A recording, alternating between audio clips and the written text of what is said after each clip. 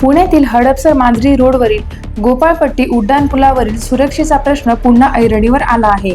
सामाजिक कार्यकर्ते सागर साळुंखे आणि स्थानिक नागरिक चेतन पवार यांनी पुलावरील गंभीर त्रुटी प्रशासनाच्या निदर्शनास आणून दिल्या आहेत.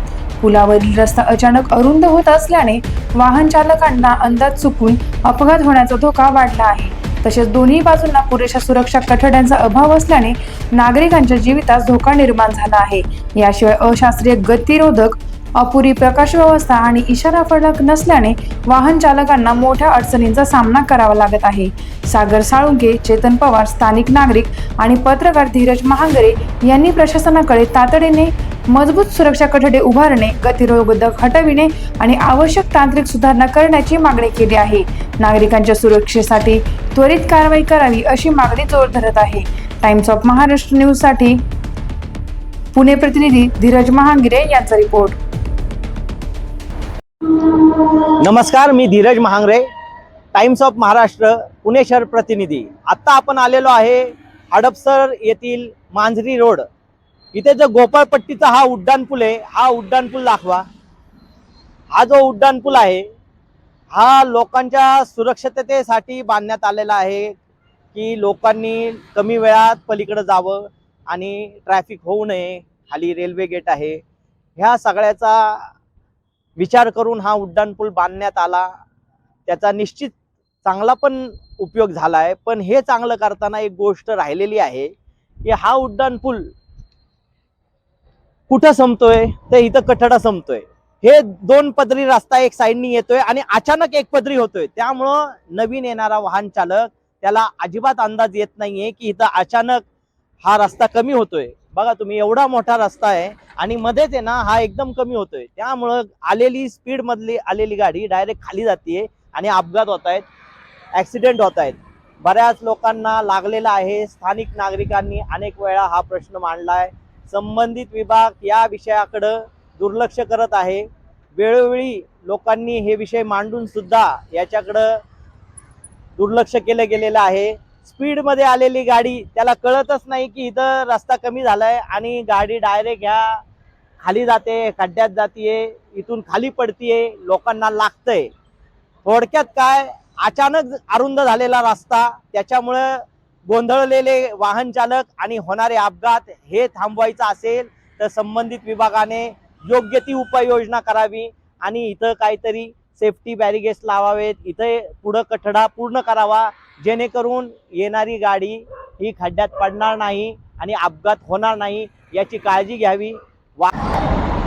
आता आपण इथले जे स्थानिक नागरिक आहे त्यांचं नेमकं काय म्हणणं आहे, इथली अडचण काय आहे, नेमका विषय काय आहे हे जाणून घेऊ. नमस्कार, तुमचं नाव काय? चेतन पवार.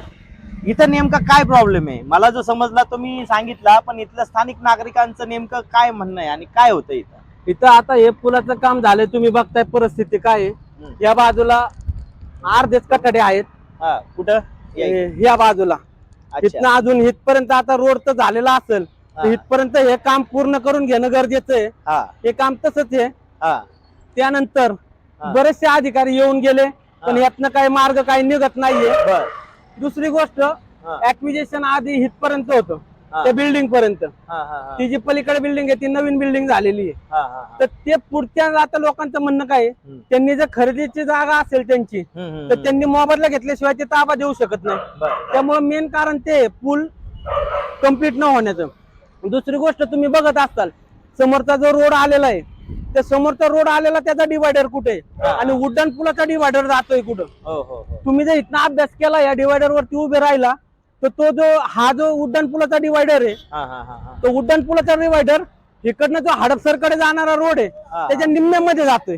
तुम्ही जर ते लाईव्ह पाहिल्यानंतर, आणि तिकडचा जो डिवायडर येतोय तो पार पलीकडच्या त्या ट्रकच्या इकडे जातोय. तर मग हा पूल झाला कसा? किती नागमोडीवर नाही. ज्यावेळेस आता वाईट ह्या गोष्टीचं वाटतं, अजितदादा ज्यावेळेस होते त्यावेळेस अजितदादांनी स्वतः सर्वे केला. त्यावेळेस अजितदादांचं स्वतःचं स्टेटमेंट होतं बाबा हा असा कसा नागमोडी पूल झालेला आहे, म्हणले हा कॉन्ट्रॅक्टर कोण आहे, अशी प्रतिक्रिया स्वतः अजितदादा इथे सकाळी 7 वाजता आले होते त्यावेळेस त्यांची प्रतिक्रिया आहे. त्यानंतर हे काम काय पूर्ण झालेलंच नाहीये. मग आता ह्या नागमोडी वळणामुळे इथून जो हा आता दुसरी गोष्ट, इथं डिवायडर केलेला आहे. संध्याकाळच्या गोष्टीला स्पीड ब्रेकर स्पीड ब्रेकर दिसत नाहीये गाड्यांना, हा. त्याला ना पांढरे पट्टे आहेत ना काय आहेत, हा हा हा त्यामुळे ते गाड्या स्पीड मध्ये येतात. हा हा हा 2-3 वेळा इथे ऍक्सिडेंट झालेत, बर अक्षरशः सिरियस झालेले आहेत व्यक्ती. बर इथून काही लोक म्हणत होती इथून माणसं पडता येते खाली. पडतात ना, काय ते पाऊस सांगा. आला तर संपूर्ण पावसाचं पाणी खाली जातं. हा, तिकडनं जर आता तुम्ही मला सांगा, तिकडनं जर गाडी येते हा. एखाद्या स्पीड मध्ये असेल हा, हा, तर तो सरळ खालीच जाणार आहे ना. हा, हा. आणि 2 जण पडलेले आहेत आतापर्यंत इथं. बर बर बर त्याची दखल काही कोणी आतापर्यंत घेतलेलीच नाही. इथल्या स्थानिक नागरिकांचं असं म्हणणं आहे की अचानक अरुंद झालेला रस्ता आणि त्यामुळं बुचकळ्यात पडलेलं वाहन चालक, यामुळे ऍक्सिडेंट होत आहे, ते लोकांना लागतंय, अपघात घडताय. ते हा कठडा पूर्ण तिथपर्यंत, जिथपर्यंत पूल आहे तिथपर्यंत करावा, जेणेकरून गाड्या खाली जाणार नाहीत, ऍक्सिडेंट होणार नाहीत. आणि ह्या पुलाचं नेमकं स्ट्रक्चर कसं आहे नियमानुसार त्याचा एकदा अभ्यास करावा, त्याचं एकदा ऑडिट व्हावं, स्ट्रक्चरल ऑडिट व्हावं. आणि हा कठड्याचं काम पूर्ण का करावं, कारण का हा पावसाळा आता येतोय, पाणी वाहते, लोकांना कळत नाही, गाड्या डायरेक्ट पडता येते, काहीच अंदाज येत नाही. हे इथंच राहणारे आहेत, वेळोवेळी होणारे अपघात हे पवार कुटुंब बघतंय आणि त्यांचं असं म्हणणं आहे की कठड्याचं काम पूर्ण करा, लोकांना होणारी दुखापत थांबवा. बरोबर. बरोबर. तर टाइम्स ऑफ महाराष्ट्र तर्फे धीरज महांगरे, धन्यवाद.